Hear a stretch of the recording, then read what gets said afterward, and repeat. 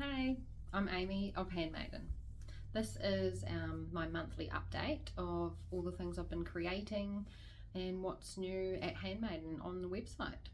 So first up obviously is my Calypso Cardi is finished.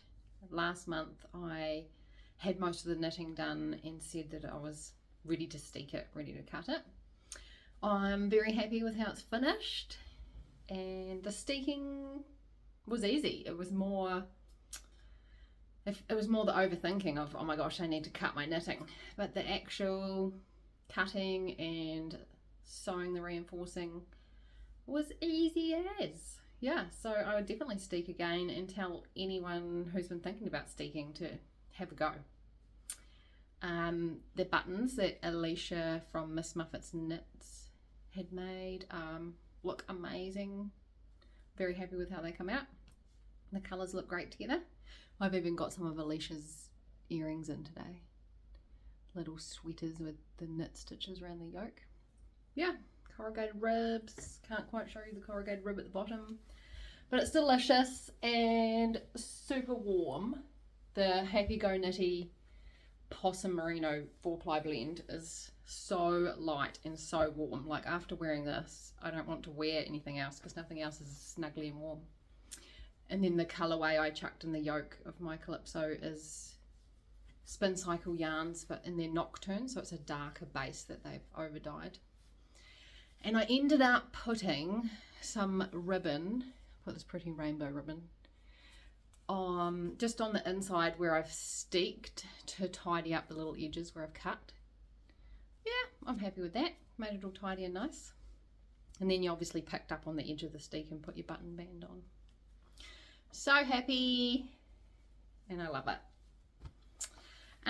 So this month's Fibre Club that went out for Handmaiden was a delicious yellow and purple, and it is on a corridor. Very pretty. I've got one here for me. And then I made tags that went out because Fibre Club, everyone gets a little something extra. I made tags to go on your hand spun skein, so you could record as much information about your spin as you wanted to. I always have good intentions of, yeah, I'm going to remember what I did, but you don't. So I do have a notebook that I record in about my spin as well, and put all the tags on from my skein so I can remember who I got the fibre from. But I do find it even easier to pull a skein out of my stash and it's got its tag on. It already tells me how many meters it is, so I know, oh, I can use that for this project. Or yeah, so they all got a couple of tags. Here is an example of a hand spun skein with its tag on. You can record as much as you like about it, but I mainly put on the meterage, what I spun it on, and how many plies when I did it. I like to put the date. Yeah, this is, I did as part of my Tour de Fleece, and it is 2 of the art bats that are currently on the website. So some of the art bats Isabel's prepared.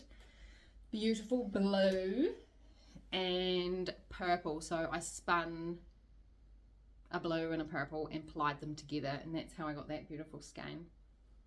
Yeah, so the latest art bats that Isabel has done for us is this gorgeous blue colour, and there are 5 of those. Each one of these is 100 grams. They are amazing. There's so many shades of blue in there and a little bit of grey. Yeah, they're beautiful. Silver in there. Isabel has also been super busy spinning yarn for the website. Isabel is a very special friend of mine. She taught me to spin, and she's no longer putting her hand spun on her website, so it's all available on my website, or if you're at the Queenstown markets, you'll be able to see Isabel in person and see her spinning and grab some of her special yarn there. So the newest colour she's done for us is this charcoal. It's quite black, but it's got silvery grey flecks in it. It's got Gotland in it, and that's where that salt and pepper kind of look is, but otherwise it's beautifully charcoal dark. Here's a little swatch of how it knitted up. stunning. And I'm not sure if you've had a browse of the website and seen all the other colours that she's done, but all of them look so gorgeous together. There is this lovely grey, and Shark will see they'd like to go to each other. Going with each other. There's a sweater lot of all these beautiful colours I'm about to show you. One of my faves, this like tweedy fleck one, so silvery grey, quite dark grey, and then the other ply, the other strand in there has got flecks of blue and green and even like an orangey yellow in there. Tweedy. That one. Again, like all of these look delish together. If you had a big project in mind, you could get all those different colours would look great together. And then last but not least, the beautiful reddy orange colour. So many different flecks of colour in there. It depends like the light that you look at in, they're so beautiful. And there's the wee swatch. Yes, so if you're not a spinner, spinning your own yarn, there is some beautiful hand spun available for you to knit with on the website.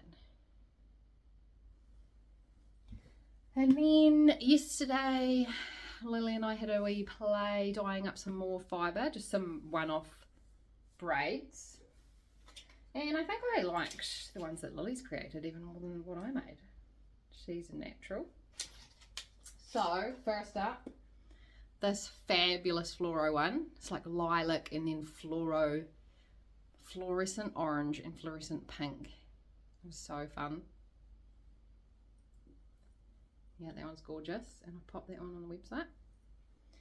And this has got fluorescent yellow in there. It's almost gone fluorescent green. Pops of purple and blue. But so far these are all on the Corridale base. And then this one I did with beautiful blush kind of colours. So soft and squishy. And last but not least, this one's on Cormo. Did a Cormo blend. Those pops of like green and it's like a cherry pinky red. Oh, looks good with my sweater. Yeah, that's a pretty one. So for tortoise fleece, I managed to clear off lots of bobbins, which was awesome, and finished a spin that I was doing on my spindles. So I ended up with 3 skeins, and I think I spun just over 300 grams of fibre. Like, it was more about finishing projects I had started and clearing off some bobbins and using fibre in my stash. Yeah, I'm more than happy with what I made, and it was so cool to be part of a group this year. Melly Knits on Instagram was doing stash dashes, and we each had little Instagram chat groups, and we were all the members in each chat group were mixed up from all around the world. So I made friends with a lady in Canada and a lady in America, and we've done a stash swap. So some of the fibre I've dyed, I've put in some little extras for them and sent it over to them, and they're sending me a parcel back in return, which is exciting. And I think we'll probably keep chatting outside of the Tortoise Fleece group, yeah, because we've made friendships. Yeah, I'd recommend being part of a group if you want to do Tortoise Fleece next year and get involved. And then on Lily's sweater, I remember last month showing you the yarn that I was going to knit for Lily's sweater. I'd come back from England and Lily had grown out of lots of her hand knits, so I was knitting her something that's going to fit her for a bit longer. So I had gone stash diving and got this rainy day yarn skeins, which are beautiful. And then I went and dyed up some mohair, just lace weight mohair, so I can hold them double together. And I dyed them with fluoro, but quite pastel fluoros, so they look super fun together. And this is how they're knitting up. I am very, very happy with how it's coming together. It looks beautiful. I don't have too much more body length to go for Lily, and then I get to put the rib on the bottom. Yeah, so nice and snuggly and soft, and I've tried it on her and it's great fit. So yeah, hoping, I think we might end up playing a bit of yarn chicken with the rainy day yarn on the sleeves, but see how we go. I've also recently advertised on social media under Handmaiden a bundle deal for the Cordsmiths. So I had a client reach out asking for both, and I thought that was a great idea that I should offer a bundle deal for everyone. If you don't already have the original and you want to get the mini and the original together, there is a discount code. You just at the checkout type in bundle, BUNDLE, and it will give you a discount for checking out both of these at the same time. So even if you're gonna do it with a friend, maybe you don't need the original but you want the mini and someone else wants this one, you could get together. And on Saturday we organised a follow-up from the Fibre Fest. So it was meant to be a taster of creative fibre, because on the day at festival people filled out forms like, oh, I'd be interested in learning how to crochet, or I'd be interested in spinning. So we did a taster creative fibre day where we had little demonstrations of lots of different things that we do that are fibre related. I was on the blending board and I took along my inkle loom and was doing a bit of weaving. Yeah, so it was great to see people there, and I learnt new things while I was there too.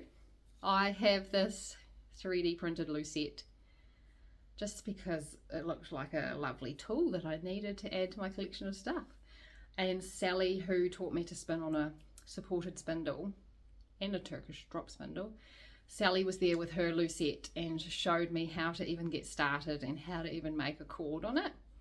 So when I got home, I was playing with the tool that I had, and Lily has seen me playing, and she pretty much, yeah, acquired my lucette yesterday, and on and off throughout the whole day she did a little bit more cord making, and by last night her cord was long enough and she's made it into a skipping rope.